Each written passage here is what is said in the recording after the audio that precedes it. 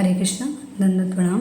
आज हम भगवत गीता के अध्याय नंबर 2 से श्लोक नंबर 42 और 43 देखते हैं। यामिमां पुष्पितं वाचा प्रवर्तन्ते विपिश्चितः वेदवादर्थः पार्थ नान्यादस्ति निवादानि कामात्मना स्वर्गपारः जन्म कर्म फलप्रदं क्रिया विशेष बहुलां भोगैश्वर्यगतिं प्रति। शब्दार्थ। यम इमं ये सब, पुष्पितां दिखावटी, वाचाम शब्द, प्रवदन्ति कहते हैं, अविपश्चितः अल्प व्यक्ति, वेदवादरतः वेदों के अनुयायियों, पार्थ हे पार्थ, ना कभी नहीं, अन्वय अन्यत अन्य कुछ अस्तित्व है, इति इस प्रकार, वादिनः बोलने वाले, काम आत्मनः इंद्रिय तृप्ति के इच्छुक, स्वर्ग परः स्वर्ग प्राप्ति के इच्छुक, जन्म कर्म फल प्रदान उत्तम जन्म तथा अन्य सकाम कर्म फल प्रदान करने वाला, क्रिया विशेष भड़कीले उत्सव, बहुलाम विविध, भोग इंद्रिय तृप्ति, ऐश्वर्य तथा ऐश्वर्य, गतिम प्रगति, प्रति की ओर, पार्थ हे पार्थ, हे पार्थ ये अविपश्चिता जो मूर्ख लोग, यम इमं पुष्पितम वाचम जो सभी आपात मनोरम परंतु परिणाम में विस्मय मधु पुष्पित वाक्य प्रवदंती उसे सबकी अपेक्षा प्रकृष्ट वेद वाक्य कहते हैं। ते वे वेदवादरता वेद के अर्थवाद में रत, अन्यत न अस्ति अन्य ईश्वर तत्व नहीं, इति वादिनः इस प्रकार कहने वाले हैं। अतएव कामात्मनः काम के द्वारा कलुषित चित्त वाले, स्वर्ग परः स्वर्ग चाहने वाले, जन्म कर्म फल प्रदानम जन्म तथा कर्म फल देने वाले, भोग ऐश्वर्य गतिम प्रति भोग एवं ऐश्वर्य की प्राप्ति के साधन स्वरूप, क्रिया विशेष बहुलाम विविध क्रियाओं को वाचम प्रवदन्ति प्रकृष्ट वाक्य कहते हैं। अनुवाद। अल्पज्ञानी मनुष्य वेदों के उन अलंकारिक शब्दों के प्रति अत्यधिक आसक्त रहते हैं जो स्वर्ग की प्राप्ति, अच्छे कर्म, शक्ति इत्यादि के लिए विविध सकर्म कर्म करने की स्तुति करते हैं। इंद्र तृप्ति तथा ऐश्वर्य में जीवन की अभिलाषा के कारण वे कहते हैं कि इससे बढ़कर और कुछ नहीं है। इसका अर्थ समझते हैं। लेकिन इन लोगों को भी निश्चित बुद्धि विकसित करनी चाहिए, क्योंकि श्रुतियाँ दोनों विषयों के साथ समान रूप से व्यवहार करती है। नहीं, यह निश्चित बुद्धि उत्पन्न नहीं होगी, क्योंकि उनके हृदय में दोष है। इसे 3 श्लोकों में समझाया गया है, जिनका ज्ञान अति अल्प अविपश्चिता है। वे ऐसे शब्द कहते हैं, इमं वाचम तथा ज्योतिष्टोमेन स्वर्ग कामो यजतः, जिसे स्वर्ग की कामना उसे ज्योतिष्टम यज्ञ करना चाहिए।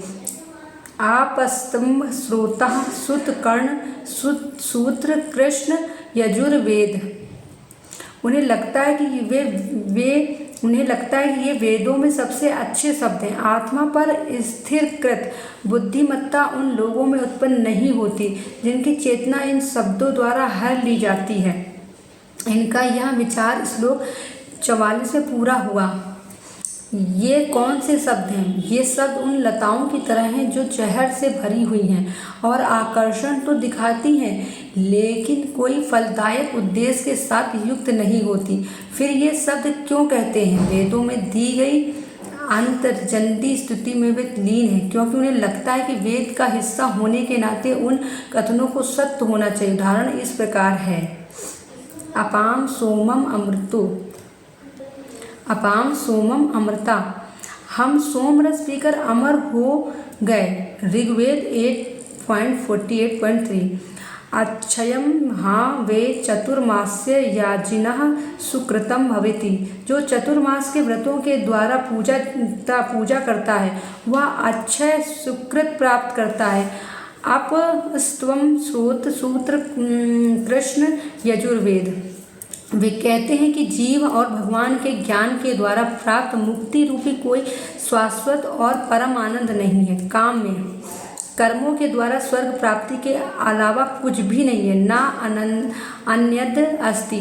वे इस प्रकार कहते हैं कि क्योंकि वे इस तर्क देते हैं कि वेदांत के वाक्य जो मुक्ति को प्रस्तावित करते हैं वे गौण हैं, क्योंकि उनमें देवता कर्म और उनके विविध अंककर्ता का उल्लेख नहीं है।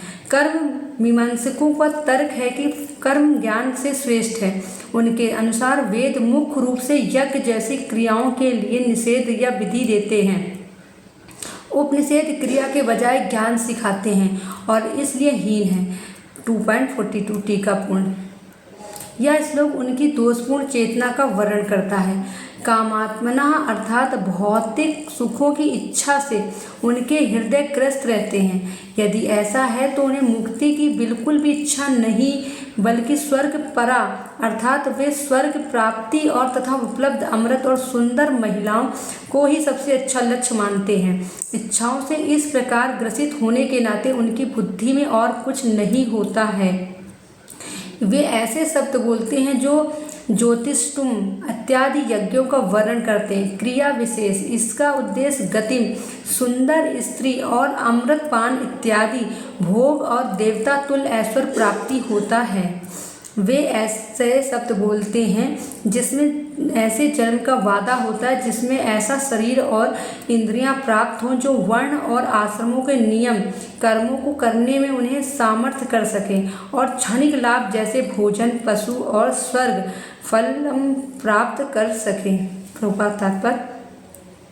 साधारणतः सब लोग अत्यधिक बुद्धिमान नहीं होते और वे अज्ञान के कारण वेदों के कर्म कांड भाग में बताए गए सकाम कर्मों के प्रति अत्यधिक आसक्त रहते हैं। वे स्वर्ग में जीवन का आनंद उठाने के लिए इंद्र तृप्ति करने वाले प्रस्तावों से अधिक और कुछ नहीं चाहते, जहाँ मदिरा तथा तरुणियाँ उपलब्ध हैं और भौतिक ऐश्वर्य सर्व सामान्य है। वेदों में स्वर्गलोक पहुँचने के लिए अनेक यज्ञों की संस्तुति है, जिसमें ज्योतिष्टम यज्ञ प्रमुख है। वास्तव में वेदों में कहा गया कि जो स्वर्ग जाना चाहता उसे ये यज्ञ संपन्न करने चाहिए और अल्प ज्ञानी पुरुष सोचते हैं कि वैदिक ज्ञान का सार अभिप्राय इतना ही है। ऐसे लोगों के लिए कृष्ण भावनामृत के दृढ़ कर्म में स्थित हो पाना अत्यधिक कठिन है। जिस प्रकार मूर्ख लोग विषैले वृक्ष के फूलों के प्रति बिना यह जाने कि यह आकर्षण का फल क्या होगा आसक्त रहते हैं, उसी प्रकार अज्ञानी व्यक्ति स्वर्गिक ऐश्वर्य तथा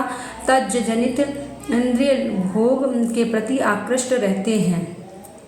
वेदों के कर्मकांड भाग में कहा गया अपाम समूमृत अभूम तथा अक्षयम हा वे चतुर्मास्यानि सुकृत भवति। दूसरे शब्दों में जो लोग चतुर्मास तप करते हैं वे अमर तथा सदा सुखी रहने के लिए सोम रस पीने के अधिकारी हो जाते हैं। यहाँ तक कि इस पृथ्वी में भी कुछ लोग सोम रस पीने के अत्यधिक इच्छुक रहते हैं, जिससे वे बलवान बने और इंद्र तृप्ति का सुख पाने में सामर्थ हो। ऐसे लोगों को भवबंधन से मुक्ति में कोई श्रद्धा नहीं होती और वे वैदिक यज्ञों की तड़क भड़क में विशेष आसक्त रहते हैं। वे सामान्यतः विषयी होते हैं और जीवन में स्वर्गीय आनंद के अतिरिक्त और कुछ नहीं चाहते। जहाँ कहा जाता है कि स्वर्ग में आनंद कानन नामक अनेक उद्यान हैं, जिसमें दैवी सुंदरी स्त्रियों का संग तथा प्रचुर मात्रा में सोम रस उपलब्ध रहता है। ऐसा शारीरिक सुख निस्संदेह विषय है। अतः ये लोग वे हैं जो भौतिक जगत के स्वामी बनकर ऐसे भौतिक अस्थायी सुख के प्रति आसक्त हैं। Thank you. हरे कृष्ण।